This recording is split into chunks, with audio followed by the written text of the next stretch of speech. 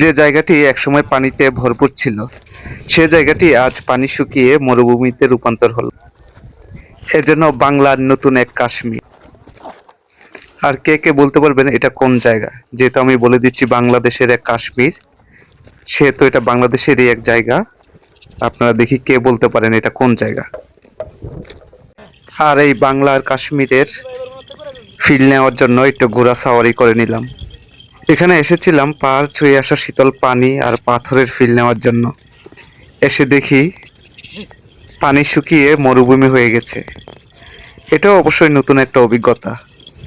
ঘোড়ায় চড়েও মনে হচ্ছিল উট সাওয়ারি করছি।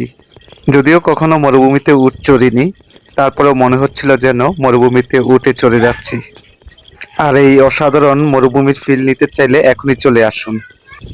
কিছুদিন পরে আবার শুরু হয়ে যাবে বর্ষা, আর কানায় কানায় পানিতে পরিপূর্ণ হয়ে যাবে।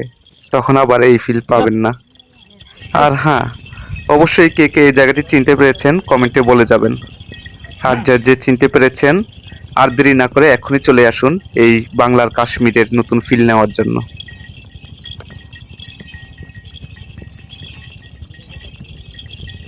যাও যাও যাও, হ্যাঁ যাও।